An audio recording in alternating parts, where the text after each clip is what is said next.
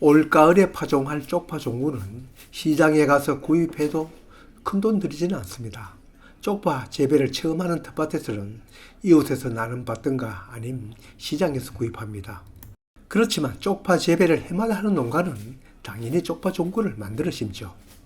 손바닥 농장은 매년 이렇게 쪽파 종구를 만듭니다. 그냥 먹고 남은 쪽파 남겨두었다가 그걸로 가을에 심어도 되지만 그래도 튼실한 종구를 만들기 위해 종구밭은 따로 만듭니다. 꼭 우리처럼 쪽파 종구 밭 따로 만들 필요는 없습니다. 월동한 쪽파 봄되어 올라오면 반찬도 하고 전도 부쳐 먹고 잘 이용하고 남은 쪽파 종구 만들려면 그대로 두었다가 종구를 써도 되지만 그렇게 하면 충실한 종구가 안 되죠.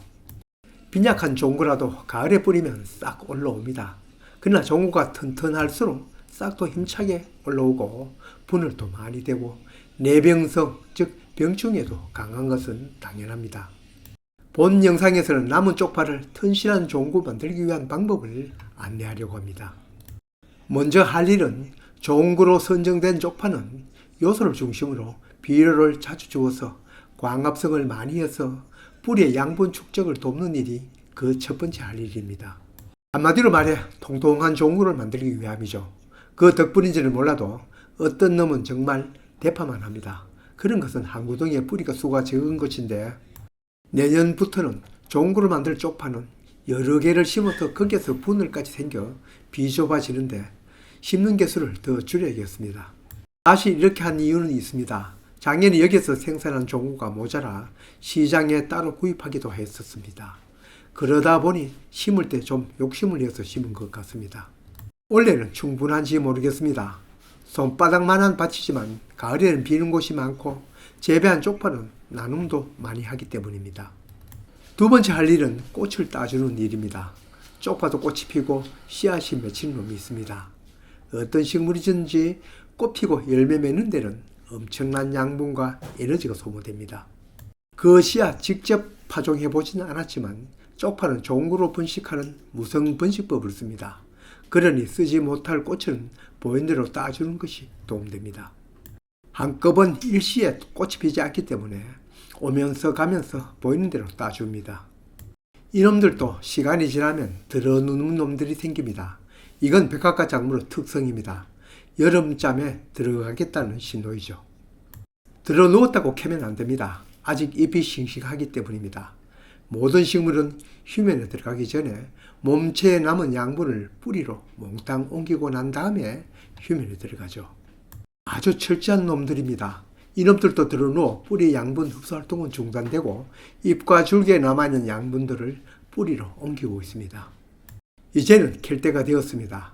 조금 더 일찍 캐도 되지만 그때는 비가 오고 해서 오늘 맑은 날을 택해 캐고 있습니다. 감자를 캐든 마늘을 캐든 이런 것도 맑은 날 캐는 것이 저장성이 좋습니다. 대파를 제외한 모든 백합과 작물 분할을 잘 하지만 정말 쪽파는 그중 대표적입니다. 두세 개씩 심은 것이 한 구멍에 셀 수 없는 쪽파가 나옵니다. 앞에서도 언급을 하였지만 우리처럼 종구를 생산할 것을 따로 밭을 만들려면 이걸 감안하여 한두 개로 심어서 비좁지 않도록 하여 굵은 종구를 얻는 것이 효과적인 것 같습니다. 밭에서도 일찍 누운 것일수록 쪽파 종구 개수는 많고 대신 알이 작는 것을 볼 수 있습니다. 캔 것은 그늘지고 통풍이 잘 되는 곳에 말립니다. 마늘 개어 보관한 것과 다를 바 없습니다. 마르는 동안에도 잎과 줄기에 남아있는 양분 뿌리로 보낼 것입니다. 어렵지도 않은 설명이지만 이해를 돕기 위해 이건 작년 영상입니다.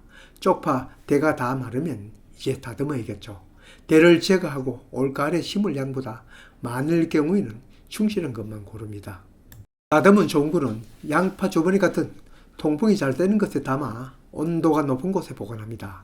혹 종구가 햇빛에 익어버리는 경우가 있기 때문에 바로 직사광선은 맞지 않는 건조한 곳에 매달아 두면 됩니다. 저는 하우스 한 켠에 이렇게 매달아 둡니다만 수확한 쪽파를 마늘 엮듯이 엮어 보관할 수도 있습니다. 더운 곳에서 여름잠만 잘 잘 곳이면 됩니다. 쪽파는 여름잠을 자는 식물입니다.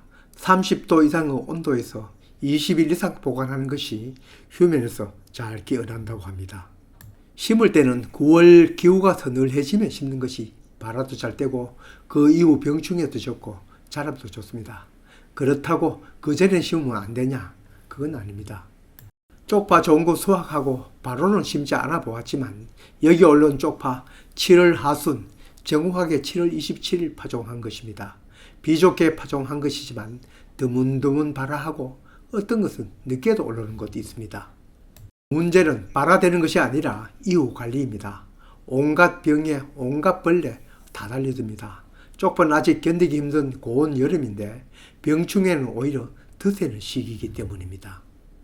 앞으로 여기에 대해서 영상을 올릴지도 모릅니다만 여기에서 간단히 안내드리면 꼭 이런 시간에 쓸 때가 있다면 모를까, 아니면 가을 시원한 바람 불 때 심는 것이 모든 면에서 좋습니다.